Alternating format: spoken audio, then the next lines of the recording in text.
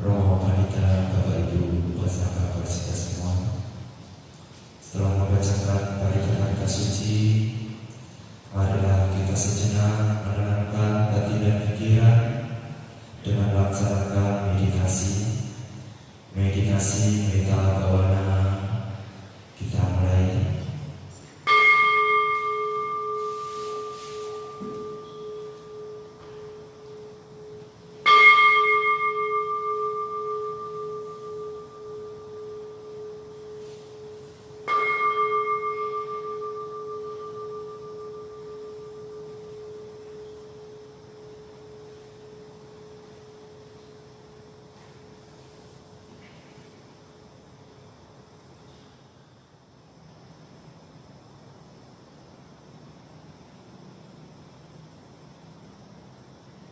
Sapi sangka kabatul subikata, semoga semua makhluk hidup berbahagia.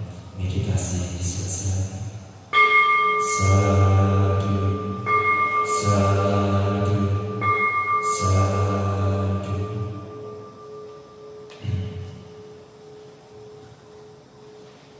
Romo wanita, Bapak Ibu, Pusaka Persita semua, setelah bacakan parita dan kita melaksanakan meditasi, marilah kita sejenak mendengarkan dhamma desana yang akan disampaikan oleh Romo Suroso. Kepada Romo Suroso, persilakan. Namo tassa bhagavato arahato sama sambuddhassa. Namo tassa bhagavato arahato sama sambuddhassa. Namo tassa bhagavato arahato sama sambuddhassa. Sacang hanena pujiya daja apasmipit yajito etehi titi tanehi gaje dewana santiki. Hendaknya orang berbicara benar, hendaknya orang tidak marah, hendaknya orang memberi walaupun sedikit kepada mereka yang membutuhkan. Dengan 3 cara ini orang dapat pergi ke alam-alam para dewa. Namo Sang Hyang Adi Budaya, Namo Buddhaya.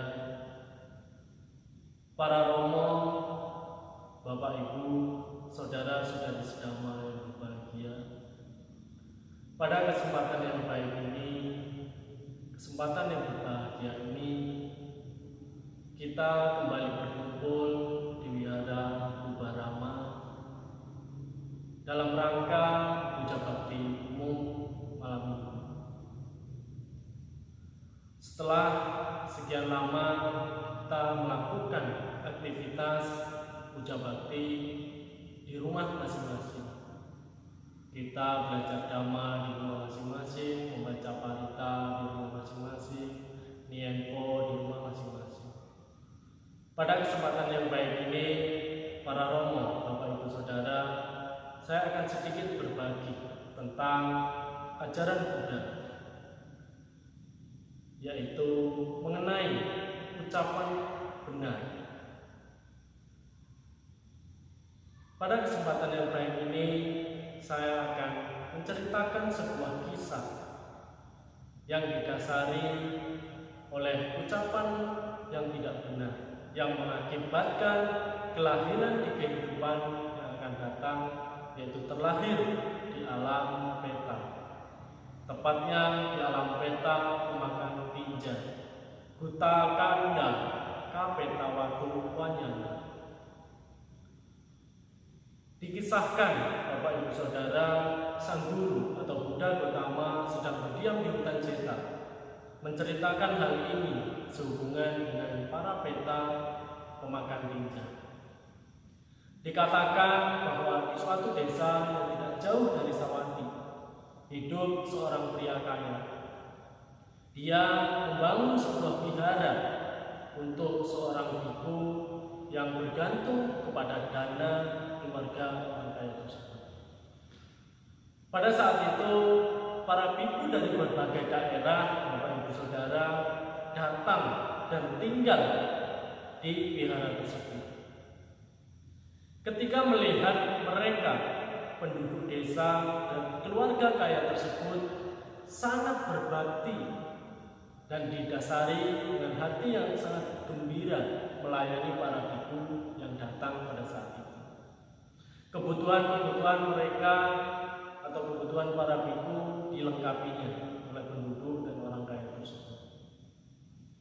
Namun, Bapak Ibu Saudara, salah satu biku yang bergantung kepada keluarga kaya yang membangun wihara tersebut merasa iri karena biku-biku pendatang merasa lebih dihargai atau lebih diberikan penghormatan atau kebutuhan dengan baik. Nah, karena dikuasai keiri hatian, biku tersebut membuat jengkel pria kaya yang memberikan dana sepenuhnya kepada biku tersebut dengan memberitahukan kesalahan para biku. Lalu pria kaya itu memandang rendah para biku maupun biku yang bergantung pada dana keluarganya tersebut. Pria kaya tersebut mencaci maki para biku tersebut. Biku yang bergantung pada dana keluarganya itu kemudian meninggal dunia, Bapak Ibu Saudara, dan muncul atau terlahir sebagai peta persis di kampus wihara di mana biku itu tinggal. Ketika pria kaya itu meninggal, Bapak Ibu Saudara, dia juga muncul sebagai peta yang persis juga di atas kepala biku tersebut. Pada saat itu, ketika Yang Mulia Mahamoggallana melihat beliau, lalu beliau bertanya kepada peta tersebut dengan said demikian, siapakah itu yang berdiri di dalam keadaan yang menderita setelah keluar dari kampus? Tak diragukan lagi, engkau adalah pelaku kejahatan. Mengapa engkau membuat suara-suara yang seram tersebut? Pada saat itu juga peta tersebut menjawab, saya Tuan adalah peta yang pergi ke kehidupan sengsara di alam yang karena telah melakukan tindakan yang jahat, saya telah pergi dari sini menuju alam menderita atau alam peta. Lalu pada saat itu juga Bapak Ibu Saudara, Yang Mulia Moggallana bertanya kembali, tindakan jahat apa yang telah dilakukan olehmu di kehidupan masa lampau? Lewat tubuh, ucapan, dan pikiran seperti apa yang telah engkau lakukan di kehidupan masa lampau? Sebagai hasil dari tindakan apa yang engkau sekarang jalani, yaitu kesengsaraan. Peta tersebut menjawab, saya memiliki atau mempunyai seorang biku yang menetap pada saat itu di wihara yang telah saya bangun, yang dengki dan egois tentang keluarga saya. Dia melekat pada rumah saya. Dia kikir dan suka menghina. Peta tersebut melanjutkannya, setelah mendengar apa yang dikatakan, saya memaki para biku yang telah datang tersebut. Hasil dari tindakan itulah maka saat ini saya pergi dari kehidupan yang dipenuhi dengan kebutuhan-kebutuhan menuju alam peta atau alam menderita. Kemudian setelah Mahamoggallana mendengar alasan atau sebab mengapa peta tersebut dilahirkan di kampus wihara, Mahamoggallana kembali bertanya,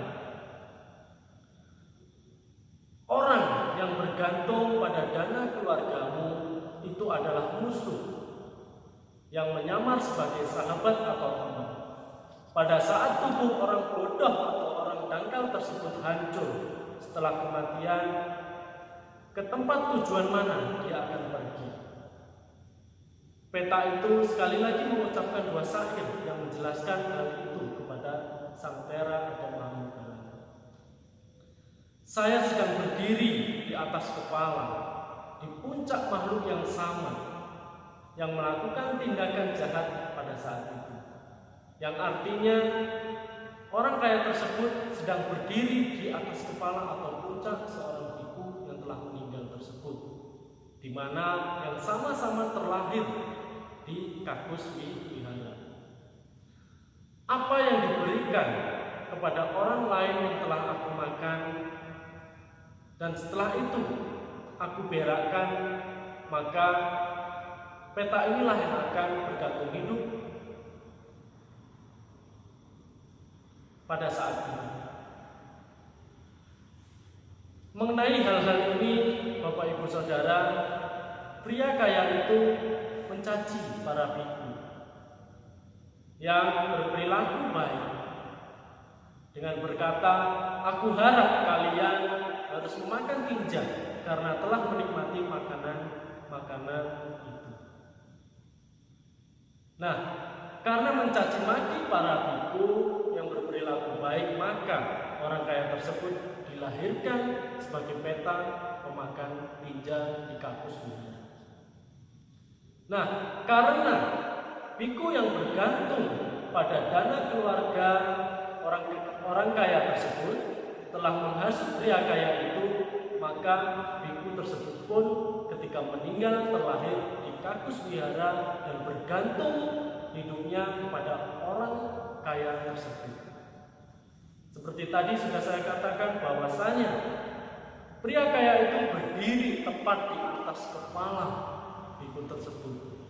Jadi ketika pria kaya ini mendapat makanan dari seseorang yang telah membuang kotoran di WC tersebut, nah ketika pria itu sudah memakannya dan pria itu membuangnya kotoran tersebut, biku inilah yang menerimanya.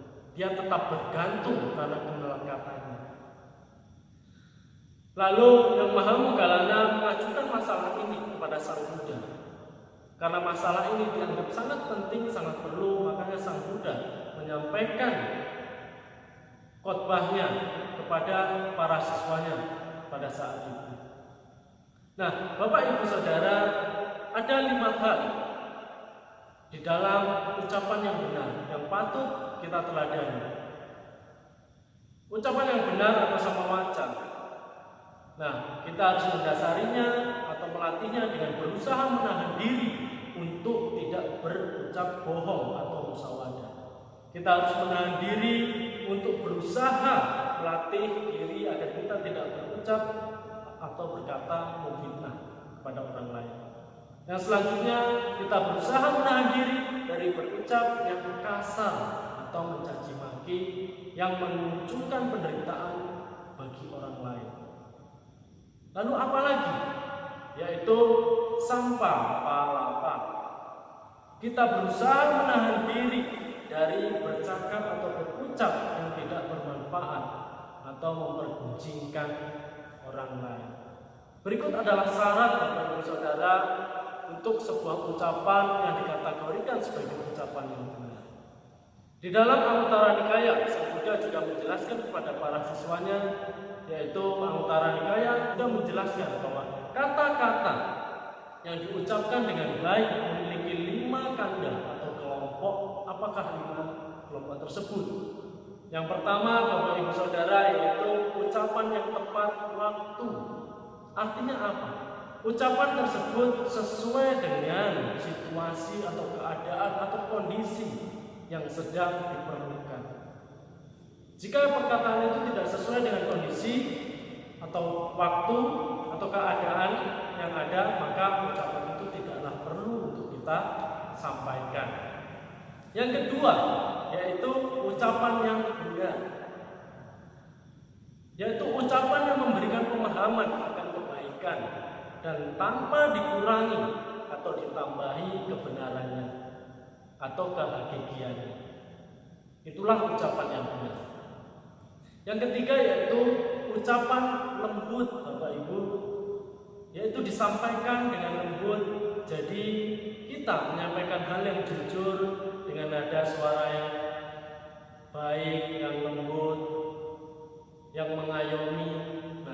ucapan ini akan membawa kebahagiaan bagi narasumber atau pendengarnya atau lawan komunikasi. Nah, ketika ucapan yang baik ya Bapak Ibu perlu kita pahami bahwa walaupun ucapan itu baik, namun kita menyampaikannya dengan nada yang tinggi keras, maka ucapan itu tidak dikategorikan dengan ucapan yang baik. Yang selanjutnya Bapak Ibu, ucapan yang bertujuan benar, yaitu seperti sudah biasa kita lakukan, kita berbagi tentang kebenaran damai. Perkataan yang keluar dari mulut kita pikirkan dulu, kita renungkan dulu, apakah ini memang benar, apakah membawa manfaat, apakah membawa kebaikan bagi diri kita atau lawan komunikasi kita. Dan ucapan ini membawa keharmonisan bagi diri kita dan orang lain, tidak mengakibatkan perselisihan. Yang kelima, yang terakhir Bapak Ibu, yaitu ucapan yang diucapkan dengan pikiran yang dipenuhi dengan cinta kasih. Nah, mulai dari sekarang, mari kita bersama-sama melatih pikiran kita agar kita mampu mengeluarkan ucapan yang berkualitas yang didasari dengan pikiran yang dipenuhi dengan cinta kasih. Hingga akhirnya ucapan yang kita keluarkan tidak akan membawa masalah. Inilah 5 tanda ucapan yang baik Bapak Ibu. Kalau kita ingin berbicara, hendaknya kita berpikir terlebih dahulu. Jangan sampai ucapan yang kita keluarkan merugikan atau melukai orang lain dan bahkan makhluk lain. Untuk itu, marilah kita bersama Bapak Ibu Saudara sebagai siswa Buddha, sebagai umat Buddha, kita memegang teguh teladan Guru Agung kita Buddha Pertama. Kita melatih diri kita agar pikiran kita selalu diliputi cinta kasih hingga akhirnya nanti akan memunculkan ucapan yang berkualitas di dalam kehidupan kita sehari-hari. Semoga apa yang saya sampaikan ini Bapak Ibu Saudara walaupun sedikit mampu menginspirasi kita semua untuk selalu berada di jalan damai dan akhirnya kita nantinya akan mencapai pencerahan di kehidupan yang akan datang. Semoga semua makhluk yang terlihat ataupun yang tidak terlihat semua merasakan kebahagiaan pada saat ini. Dan semoga kita semua selalu terhindar dari segala bentuk-bentuk penderitaan baik jasmani ataupun mental, terhindar dari iri hati, dendam dan permusuhan. Semoga kita semua selalu berbahagia. Demikian Dhamma Desana yang dapat saya sampaikan. Semoga kita semua selalu berbahagia. Terima kasih atas perhatiannya. Selamat malam. Namo Sakyam Budaya. Namo